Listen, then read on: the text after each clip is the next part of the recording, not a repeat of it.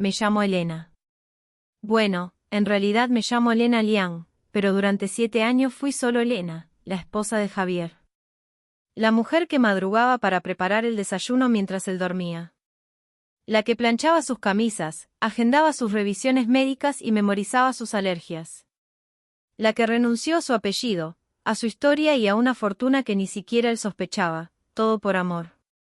Todo por un hombre que el día más importante de mi vida eligió a otra. Quiero que entiendas una cosa desde el principio, yo no soy una víctima. No lo fui entonces y no lo soy ahora. Lo que me pasó fue terrible, sí. Pero lo que vino después fue una lección. Y esa lección cambió mi vida y la de todos los que me subestimaron. Nací en una familia que no necesita presentaciones. Mi abuelo fundó el grupo empresarial más grande del país en los años 80. Mi padre expandió el imperio a bienes raíces, hoteles y tecnología. Mi hermano mayor dirige ahora la corporación con puño de hierro. Yo crecí entre mansiones, mayordomos y helicópteros privados. Pero también crecí viendo cómo los hombres de mi familia trataban a las mujeres, como adorno, como moneda de cambio, como vientres de alquiler para asegurar la sucesión. Mi madre murió de tristeza a los 42 años. Mi tía pasó 30 años casada con un hombre que la engañaba con secretarias, azafatas y alguna que otra actriz de tercera.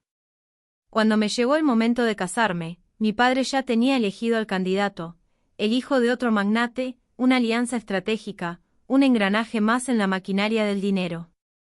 Yo tenía 22 años y acababa de terminar mi máster en Historia del Arte en Londres. Había vivido 5 años fuera, respirando libertad por primera vez. Había conocido a Javier en una cafetería cerca del British Museum. Él estudiaba arquitectura con una beca que apenas le daba para comer. Yo fingía ser una estudiante más, con una beca también, claro. Me avergonzaba mi origen. Me avergonzaba la opulencia de mi apellido.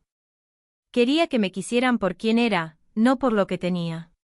Javier me miró y yo sentí que el suelo temblaba. No sabía que ese temblor era el primer aviso del terremoto que destrozaría mi vida 7 años después. Nos casamos en secreto en una pequeña capilla en Cornwall. Solo nosotros dos y 2 testigos que encontramos en la calle. No hubo vestido blanco, no hubo banquetes, no hubo mi familia. Sabía que mi padre jamás aprobaría a un arquitecto sin apellidos, sin contactos, sin un duro que partirse. Así que elegí. Elegí el amor. Elegí la pobreza. Elegí desaparecer. Mi familia me buscó durante meses. Mi hermano llegó a contratar a un detective privado. Pero yo era buena desapareciendo. Había aprendido de mi madre, que desaparecía dentro de su propio matrimonio. Cambié mi número, cerré mis cuentas, dejé de usar mis tarjetas. Tenía algunos ahorros de mis años en Londres, trabajos de restauración que había hecho por encargo. No era mucho, pero suficiente para empezar. Javier y yo alquilamos un piso pequeño en el barrio de Salamanca. Él trabajaba en un estudio de arquitectura por un sueldo miserable. Yo conseguí un puesto como restauradora en el Museo Arqueológico. Era un trabajo que apenas pagaba las facturas, pero me encantaba. Tocaba la historia con mis propias manos. Limpiaba siglos de polvo para devolverle la vida a objetos olvidados.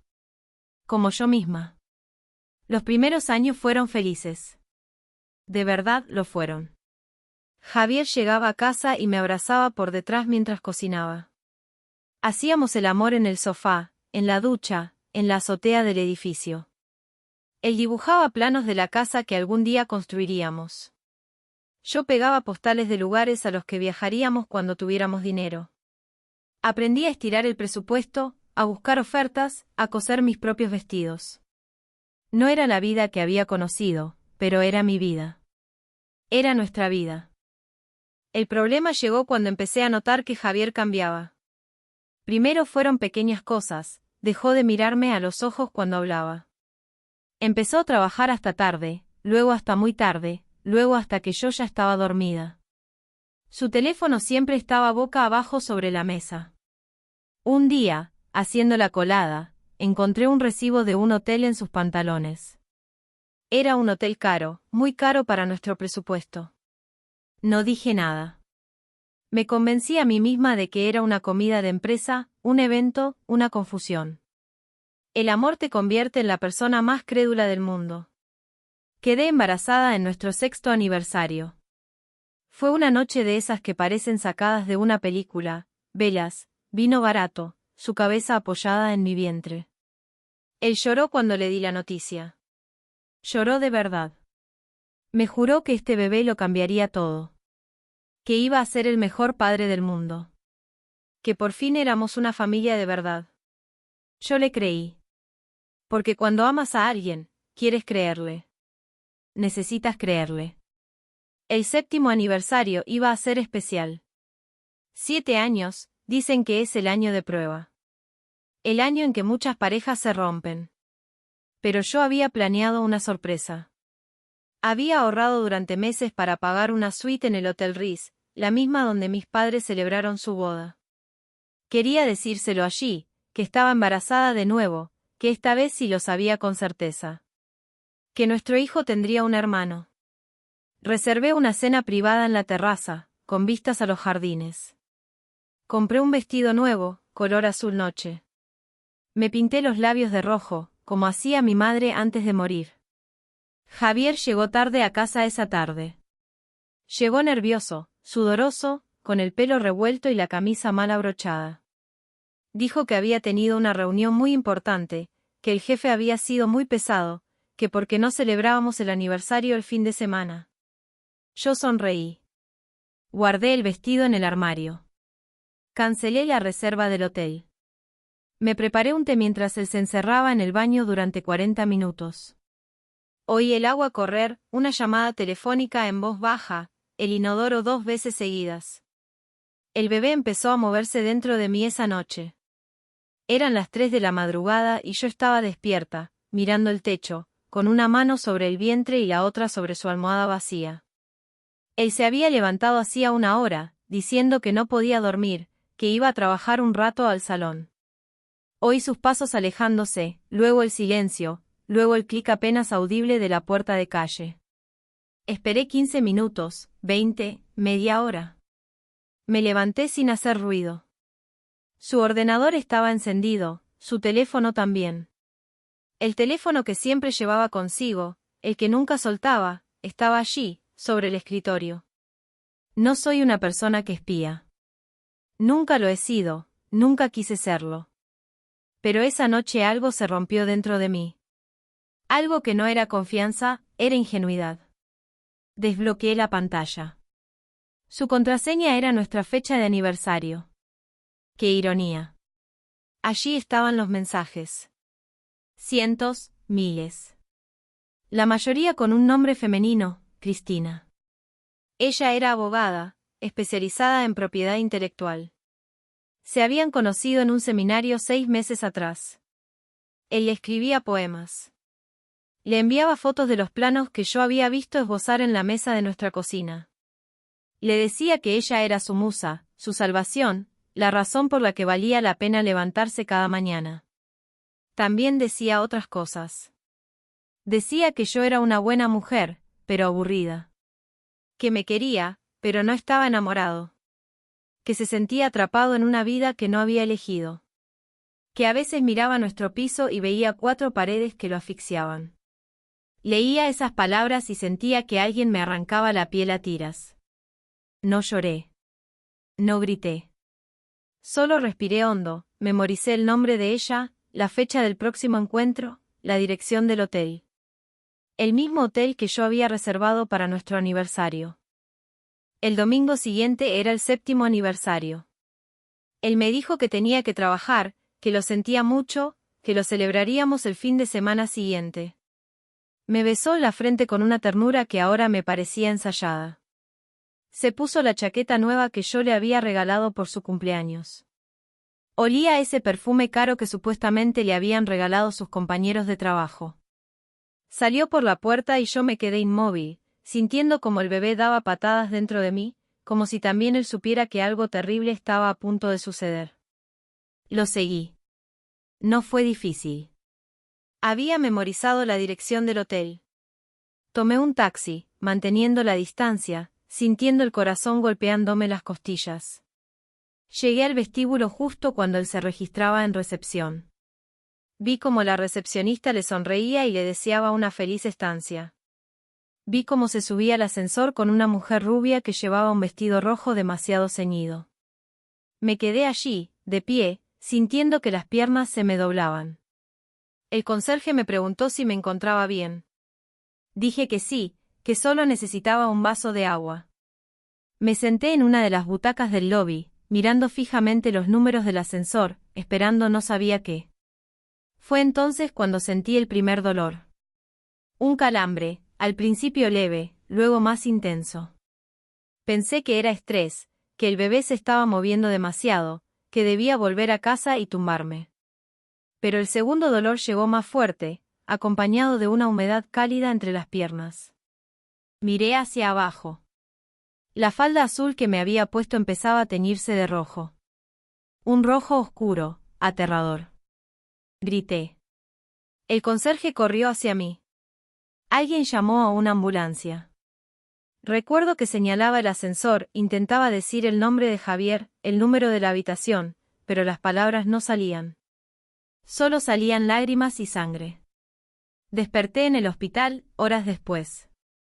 Una enfermera sostenía mi mano. Supe la verdad antes de que ella dijera nada. La forma en que evitaba mirarme a los ojos, la presión de sus dedos sobre mi muñeca, el silencio que llenaba la habitación. El bebé no había sobrevivido. Una niña. Me dijeron que era una niña. Yo todavía no había elegido nombre. Javier quería llamarla Sofía. Yo prefería Lucía. Discutimos por eso 3 noches seguidas, sin saber que nunca tendríamos que ponernos de acuerdo.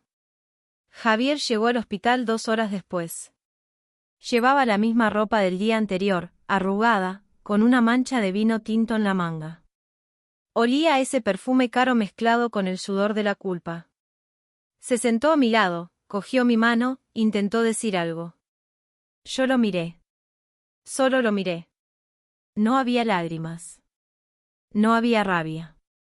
Solo un vacío tan inmenso que parecía tragarse todo lo demás.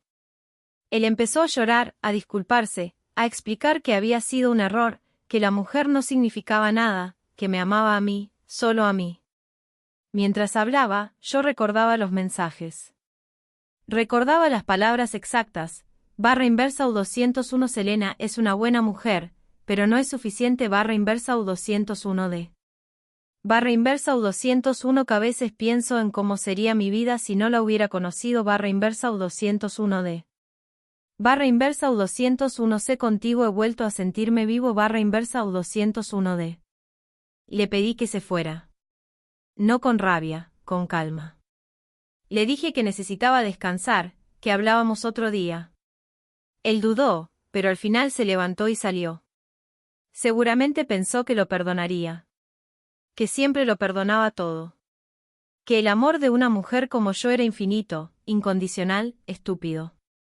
No sabía que ese amor acababa de morir en el mismo quirófano donde nuestra hija dejó de respirar. Pasé una semana en el hospital.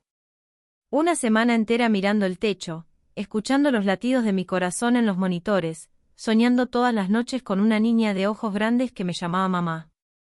Una semana para decidir qué iba a hacer con el resto de mi vida. Javier venía cada tarde, traía flores, traía disculpas, traía promesas.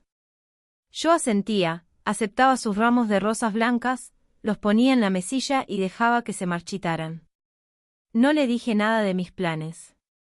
No le dije nada de lo que estaba a punto de suceder. El día que me dieron el alta, llamé a mi hermano. No hablábamos desde hacía 7 años. Su secretaria me puso en espera 3 veces. Cuando por fin escuché su voz, no hubo reproches, no hubo explicaciones. Solo dije, /U201C soy Elena. Necesito volver a casa /U201D. Hubo un silencio largo, tan largo que pensé que había colgado. Luego, su voz, ronca, rota, /U201C te hemos estado esperando todos los días /U201D. Mi hermano llegó al hospital 2 horas después. No en un coche normal, sino en un Bentley negro con chofer.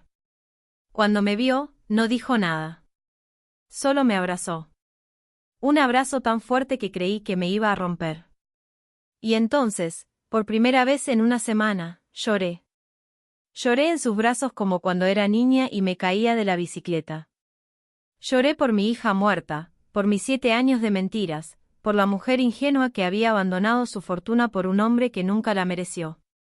Mi hermano sostenía mi cabeza y repetía, /U201C ya estás en casa, pequeña. Ya estás en casa /U201D. Javier llegó esa tarde, como siempre, con su ramo de flores. Encontró la habitación vacía, la cama hecha, mi historial cerrado. Llamó a mi teléfono 47 veces. No contesté ninguna. Llamó a mis amigas, a mis compañeras del museo, a la portera de nuestro edificio. Nadie sabía dónde estaba. Nadie podía ayudarle. Se fue a casa, a nuestro piso, y encontró todas mis cosas. No es que faltaran. Es que nunca habían estado allí. Me había llevado solo lo que era realmente mío, mis libros de arte, mis pinceles de restauración, la bufanda de lana que me tejió mi madre antes de morir. Todo lo demás, los muebles que compramos juntos, las sábanas que elegimos en aquellas rebajas, la vajilla que nos regalaron en la boda, todo se quedó allí. Como un museo de nuestro fracaso. A la semana siguiente, mi abogado presentó la demanda de divorcio. No por infidelidad, que en este país apenas importa. No por abandono, que no aplicaba. La demanda era por algo mucho más simple y devastador, nulidad matrimonial por error en la identidad. Resulta que Elena Liang, la mujer con la que Javier se casó, no era una humilde restauradora de museo. Era la hija menor del fundador del grupo Liang, una de las fortunas más grandes del continente. Una mujer que, al contraer matrimonio, no solo ocultó su patrimonio, sino su verdadera personalidad, su historia, su origen. Según mis abogados, eso invalidaba el consentimiento matrimonial. Según yo, era la verdad más absoluta que había dicho en 7 años. Javier no se lo creyó al principio. Pensó que era una broma, una estrategia para hacerle daño. Hasta que llegó el primer auto judicial. Hasta que su cuenta bancaria fue embargada preventivamente. Hasta que en el estudio de arquitectura recibieron una carta de nuestros abogados informándoles de que se iniciaba un proceso para reclamar los honorarios indebidamente percibidos durante los años de matrimonio. Hasta que Cristina, la abogada, la musa, la mujer que le devolvió las ganas de vivir, recibió una llamada del bufete donde trabajaba. Alguien había presentado una queja formal por conducta contraria a la ética profesional. Alguien había adjuntado capturas de pantalla de los mensajes que ella intercambiaba con un hombre casado, padre de familia, embaucador de herencias ajenas. El desmantelamiento fue quirúrgico. Mi hermano me prestó a los mejores abogados de la firma. Yo no pedí venganza. Pedí justicia. Pedí que me devolvieran lo que era mío, mi tiempo, mi dignidad, los 7 años que invertí en una mentira. Pero también pedí algo más. Pedí que él supiera lo que se siente al perderlo todo por una mala decisión. Que entendiera, en su propia carne, el peso de las consecuencias. Perdió el trabajo, claro. Nadie quiere contratar a un arquitecto envuelto en un escándalo de fraude matrimonial. Perdió a sus amigos, que erigieron bandos y no erigieron el suyo. Perdió a su familia, que nunca entendió por qué se casó con una mujer que ni siquiera conocía. Perdió a Cristina, que le pidió que no volviera a contactarla jamás. Y perdió la casa, ese piso que tanto le asfixiaba, que fue embargado para cubrir parte de las costas judiciales. Pero lo que realmente perdió fue algo mucho más valioso, su reputación. En nuestro mundo, en el mundo al que yo había renunciado por amor, la reputación lo es todo. Y la suya quedó hecha trizas. Circulaban rumores, algunos ciertos, otros exagerados. Que se había casado conmigo por dinero. Que había planeado todo desde el principio. Que nunca me quiso, solo quiso mi apellido. Ninguno de esos rumores era verdad. Pero ya no importaba la verdad. Importaba lo que la gente creía. Y la gente creía lo peor. El juicio de divorcio duró 3 días. Javier llegó el primero con un traje que ya no le quedaba bien, demasiado holgado en los hombros, como si hubiera encogido por dentro. Se sentó en el banquillo con la mirada perdida, igual que aquella tarde en el hospital. Su abogado, un penalista de tercera contratado a última hora, intentó argumentar que yo había planeado una venganza cruel y desproporcionada. El juez le preguntó, barra inversa U201C, ¿desproporcionada respecto a qué, señoría? ¿Respecto a 7 años de engaño? ¿Respecto a la pérdida de un hijo? ¿Respecto a un adulterio continuado durante más de 6 meses, barra inversa U201D? No hubo respuesta. Cuando todo terminó, me acerqué a él en el pasillo de los juzgados. No llevaba tacones, no llevaba escolta, no llevaba el collar de diamantes que mi padre me regaló en mi 18 cumpleaños.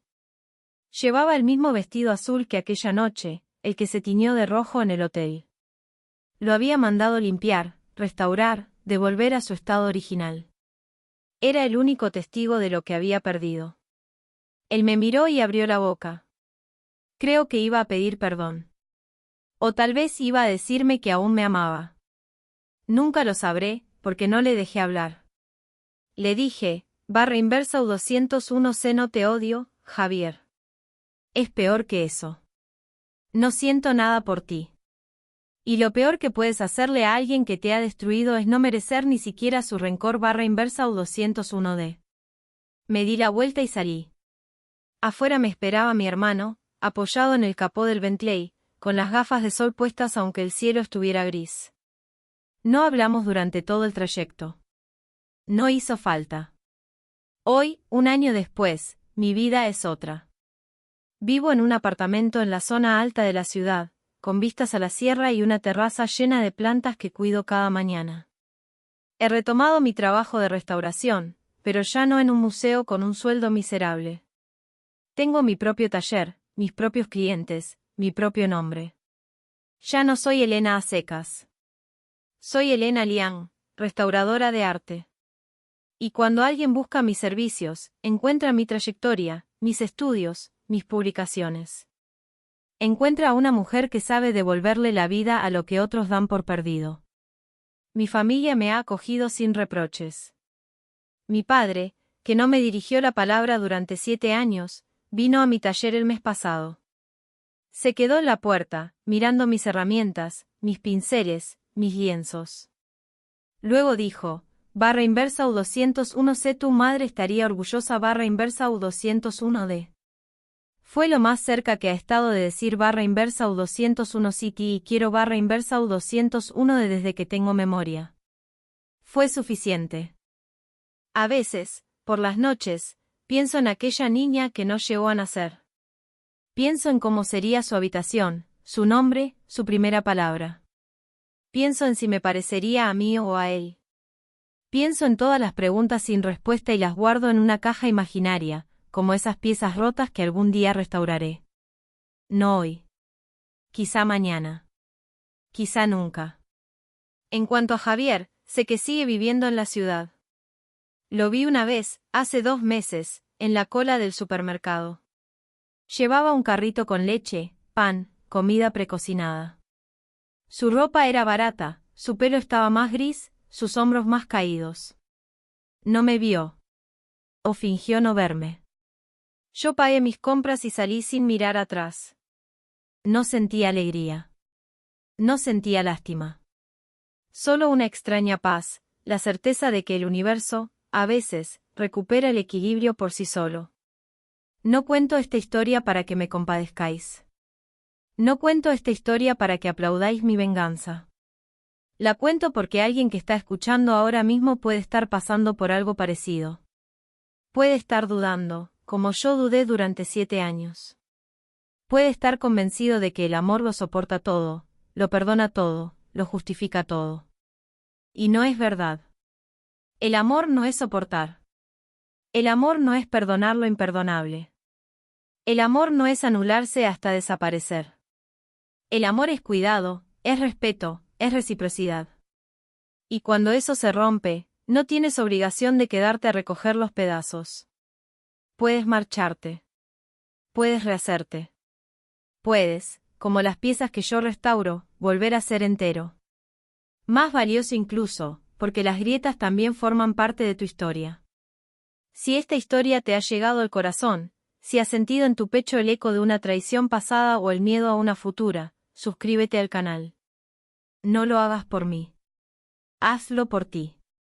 Porque hay miles de personas ahí fuera que necesitan saber que no están solas, que otras han atravesado el mismo infierno y han salido al otro lado.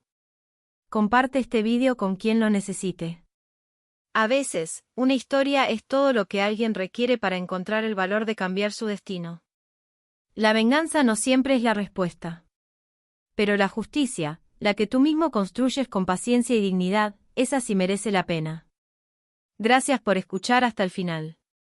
Nos vemos en la próxima.